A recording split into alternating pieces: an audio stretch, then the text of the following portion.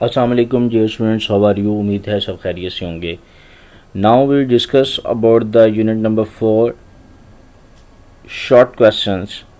Last lecture में हमारे पास 4.2 और 4.3 जो शॉर्ट आंसर है आपके सामने, इसको हमने रीड आउट कर लिया था। अब इंशाल्लाह इससे फर्दर आगे मूव करेंगे।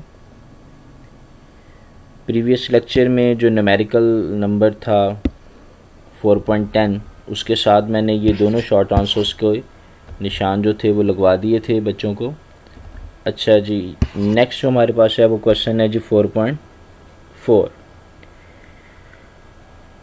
How head to tail rule help to find the resultant of force. भाई रिजल्टेंट फोर्स को फाइंड करने के लिए हेड टू टेल रूल जो है वो किस तरह से कामयाब जो है वो इस्तेमाल में लाया जाता है, किस तरह से हेल्पफुल होता है, हमारा मददगार है, इसका आंसर देखते हैं। इसके आंसर में बेटा देखिएगा ये आ गया हमारे पास हेड टू टेल रूल, जो कि है पेज नंबर, इंग्लिश मीडियम में तो 87 है, उर्दू मीडियम वाले देख लीजिएगा खुद ही कि हेड टू टेल रूल कौन से पेज नंबर पे है। तो ये ग्राफिकल मेथड है, आपने इसको ये एज शोन इन फिगर काट देना है और इसको यहाँ से पढ़ना शुरू कर देना, लिखना शुरू कर देना, याद करना शुरू कर देना बेटा। और लास्ट पे ये देख रहे हैं आप, draw the vector or such that is tail at the vector A and to the head of the vector B। ठीक है जी, तो यही क्या है हमारा रिजल्टेंट वेक्टर है। तो ये आपने कंप्लीट यहाँ से यहाँ तक इसको लिखना है, यही उस क्वेश्चन का आंसर है। नेक्स्ट चलते हैं अगले क्वेश्चन की तरफ।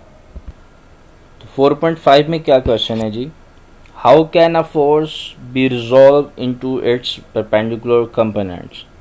तो रेजोल्यूशन ऑफ फोर्स का जो टॉपिक है उसके अंदर ही ये मौजूद है हमारा इसका आंसर, कि किस तरह से हम जो है वो एक फोर्स को उसके कंपोनेंट में रिजॉल्व करते हैं। तो ये रेजोल्यूशन ऑफ फोर्स जो लॉन्ग क्वेश्चन है वो इसका आंसर है। ठीक है, लेट्स सी। यहाँ से बेटा ये आपका क्वेश्चन का आंसर स्टार्ट होता है, कहता है determine of the force into the rectangular components. तो टॉपिक यहाँ से आपका शुरू होगा क्वेश्चन का आंसर, और यहाँ पे आके इस क्वेश्चन का आंसर जो है वो कंप्लीट हो जाता है। ओके जी, ये आपने इसका आंसर लिखना है। नेक्स्ट चलते हैं अगले सवाल पे। नेक्स्ट क्वेश्चन की स्टेटमेंट है मेरे पास बेटा 4.6 में, when a body is said to be in equilibrium. जब एक जिस्म इक्विलिब्रियम में होता है तो क्या होता है जी, when a body is said to be in equilibrium. दो कंडीशंस होती हैं बेटा। When a body is said to be in equilibrium then the body at the state of rest or move with uniform velocity. तो जिस्म साकिन हालत में होता है या फिर यूनिफॉर्म वेलोसिटी से हरकत कर रहा होता है। इसकी दो एग्जांपल ये हैं। पहली एग्जांपल में हम ये एक टेबल बना देते हैं, इसके ऊपर ये एक बुक है, a book on a table at the state of rest because the net force on this book is equal to 0। क्योंकि इस किताब के ऊपर जो नेट फोर्स है वो क्या अमल कर रही है, जितनी भी फोर्सेस अमल कर रही हैं उसका जो रिजल्टेंट है वो 0 के इक्वल है। ये वजह है कि बॉडी क्या है, बुक क्या है, eight the state of rest है। दूसरी तरफ से हमारे पास जो इक्विलिब्रियम की एग्जांपल है वो एक पैराशूटर है। एक पैराशूटर जब हवा में फ्लाई करते हुए नीचे आता है तो उसका वेट डाउनवर्ड और हवा में जो रिएक्शन है उसका वो अपवर्ड होता है। दोनों एक दूसरे के असर को ज़ायल कर देते हैं और रिज़ल्ट में क्या होता है, ये जो बॉडी है वो यूनिफॉर्म वेलोसिटी से नीचे आ रहा होता है। It is an other example of the equilibrium. Next चलते हैं जी हमारे पास 4.7, explain the first condition for equilibrium. पहली कंडीशन जो है वो इक्विलिब्रियम की बयान करें। और दूसरे ही 4.8 में क्या है, why there is need to the second condition of the equilibrium if the body is satisfied the first condition. जब पहली कंडीशन सेटिस्फाइड है तो फिर दूसरी कंडीशन की ज़रूरत क्यों पेश आती है। तो इन दोनों के आंसर्स की तरफ चलते हैं। ओके जी, तो ये है बेटा फर्स्ट कंडीशन ऑफ इक्विलिब्रियम। ये पहली कंडीशन है इक्विलिब्रियम की a body is said to be satisfied the first, आप उर्दू मीडियम इंग्लिश मीडियम इसको देख सकते हैं, ये पेज नंबर 97 है, उसका लास्ट नीचे वाला पैराग्राफ है, फर्स्ट कंडीशन ऑफ इक्विलिब्रियम। तो यही आपने लिखना है, is the resultant force of the acting on a body is zero, यहाँ तक इसको ग्रीक लेटर से ज़ाहिर करते हैं एंड दिस इक्वेशन को काट दें। ये इसका आंसर है फर्स्ट कंडीशन का। उससे अगला जो सवाल है वो है सेकंड कंडीशन। फर्स्ट कंडीशन में के बाद जो सेकंड कंडीशन है वो यहाँ से स्टार्ट होगी। जी यहाँ पे लिखा हुआ है उसने शुरू में कि first condition of the equilibrium does not ensure, कि ये श्योर नहीं है कि वो सेटिस्फाइड हो तो बॉडी इक्विलिब्रियम में आ जाए। बाज़ का ऐसा होता है कि पहली कंडीशन सेटिस्फाइड होती भी है लेकिन फिर भी बॉडी इक्विलिब्रियम में नहीं आता। और वो कहाँ पे एक्सप्लेन किया उसने, यहाँ पे देखें, कहता है consider a body pull by the force F1 F2 in the figure को काट देना आपने। The two forces are equal but opposite each other, so both are acting on the same line, hence their resultant will be zero according to the first condition of equilibrium. The body will be in equilibrium, जिस्म को equilibrium में होना चाहिए लेकिन now shift location force as shown in the figure, लेकिन वो क्या कर देता है, शिफ्ट हो जाती है उसकी location. In this situation the body is not in the equilibrium although the first condition for the equilibrium is still satisfied. तो आपका आंसर बेटा यहाँ से शुरू होगा, इन से, ठीक है। क्या है, in this situation the body does not in equilibrium although the first condition for equilibrium is satisfied. यहाँ से लेकर ये लास्ट तक आपने जो है ना इसको लिखना है। Because the tendency rotate this situation is demand to the condition, पीछे वाला छोड़ देना आपने, यहाँ से इन दिस सिचुएशन से लेके ये लास्ट तक आपका जो है वो सेकंड क्वेश्चन का आंसर है। उर्दू मीडियम इंग्लिश मीडियम दोनों इसको नोट कर लें। लास्ट पैराग्राफ में इन दिस सिचुएशन से ऑनवर्ड आगे जो है हमारा ये आंसर मौजूद है। नेक्स्ट चलते हैं जी आगे। 4.9 क्वेश्चन है, what is the second condition for equilibrium. जो अभी अभी मैंने आपको निशान लगवाया है बेटा, वही आंसर जो 4.8 का था वही आंसर आपने 4.9 में भी लिख देना, ठीक है जी। ये सेम टू सेम हो जाएगा, एक ही क्वेश्चन को आप दोनों जगह पे फिट कर सकते हैं। 4.10 में चलते हैं जी। कहता है give an example of moving body which is in equilibrium. तो इससे पहले मैंने वो जो पैराशूटर की एग्जांपल दी थी वो एग्जांपल यहाँ पे आपने कोड करनी है। अ parachuter moving downward direction due to its weight and suddenly the air reaction force in the parachute is move the body upward direction. So the weight of the body, the weight of the person and the reaction force of the air is cancelled to each other and the body move with the uniform velocity downward. This is an example of the equilibrium in which body is move. एक छाता बरदार जब नीचे आ रहा होता है तो उसका वज़न नीचे की तरफ अमल करता है, जबकि उस पैराशूट के अंदर जो हवा है वो रद्द अमल के तौर पर ऊपर की तरफ फोर्स लगाती है। वेट और वो जो फोर्स है वो एक दूसरे को असर को ज़ायल कर देते हैं। यही वजह है कि जिस्म यूनिफॉर्म वेलोसिटी से नीचे आता है और इसकी इस यूनिफॉर्म वेलोसिटी से यूनिफॉर्म वेलोसिटी से ये नीचे आता है।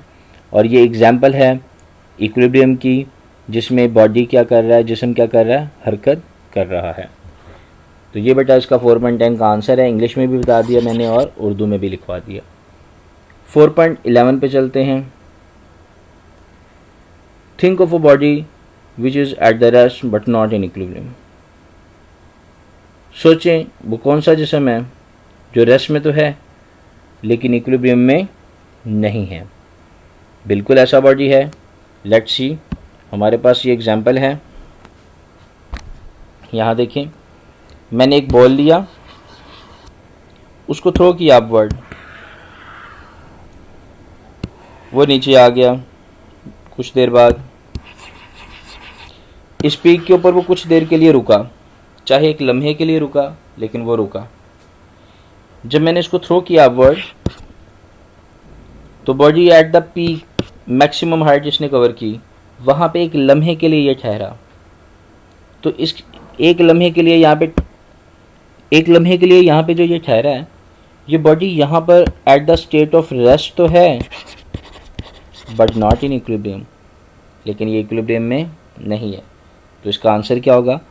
When you throw a ball in upward direction at maximum height, gain maximum height, the body या the ball come to at the state of rest and after that move backward towards the earth.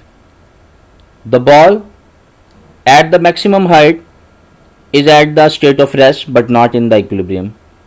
अगर किसी जिस ball गेंद को ऊपर की तरफ फेंका जाए और इंतहाई बुलंदी पे जाकर वो एक लम्हे के लिए रुकेगा और फिर ज़मीन की तरफ वापस आ जाएगा, उस इंतहाई बुलंदी पे वो जिस्म रेस्ट की हालत में तो होगा लेकिन इक्विलिब्रियम की हालत में नहीं होगा। तो ये थे बेटा हमारे शॉर्ट आंसर आज के लिए, बाकी इंशाल्लाह हम कल करेंगे। वैसे बाकी 3 क्वेश्चंस रह गए हैं, चले उनको भी 1 बाय 1 देख लेते हैं ताकि हमारे ये जो क्वेश्चंस हैं वो कंप्लीट हो जाएं आज।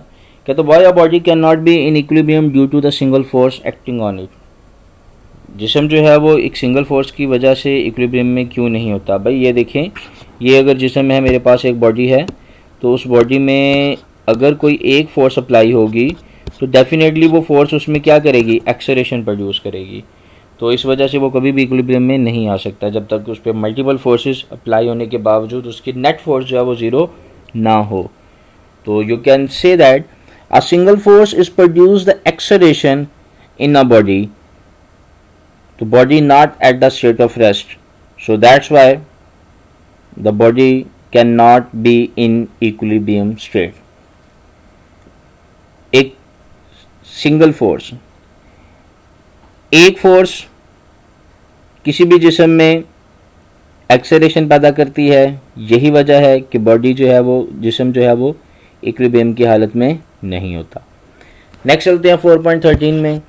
कहते why the height of the vehicle is kept as low as possible. क्यों कम रखी जाती है हाइट किसी भी व्हीकल की, क्या वजह है इसकी? इसका आंसर देखते हैं बेटा। यहाँ देखें बेटा, इसका आंसर जो है हमारे पास ये गाड़ी बनी हुई है, इसके बिल्कुल नीचे है, इंग्लिश मीडियम ये पेज नंबर 102 है। तो उस क्वेश्चन का आंसर ये है जी, vehicle are made heavy at the bottom, इसको नीचे से जो है वो हैवी इन वेट बनाया जाता है। This lower their centre of gravity, इसका सेंटर ऑफ ग्रेविटी बहुत नीचे रखा जाता है। And help to increase their stability, ताकि इसकी स्टेबिलिटी बढ़ाई जा सके। तो ये इसका राइट आंसर है। नेक्स्ट चलते हैं जी अगले क्वेश्चन की तरफ। और अगला क्वेश्चन क्या है?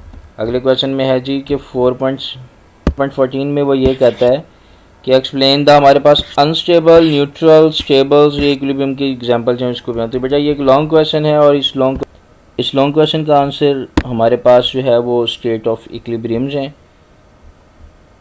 यहाँ पे देखें जी, 3 हैं states of equilibrium. States of equilibrium जिसमें है जी स्टेबल है, ये सारा करना आपने, अनस्टेबल है, ठीक है, और अनस्टेबल के बाद आ जाता है जी न्यूट्रल। तो यहाँ तक आपका ये क्वेश्चन कंप्लीट होता है। तो ये थे आपके सारे शॉर्ट आंसर्स। उम्मीद है सबको सही समझ आ गई होगी और तैयारी करने में भी आसानी रहेगी। चैनल को सब्सक्राइब करना ना भूलिएगा ताकि आपके पास मज़ीद वीडियोस आ सकें। अल्लाह हाफिज़। नेक्स्ट लेक्चर के लिए।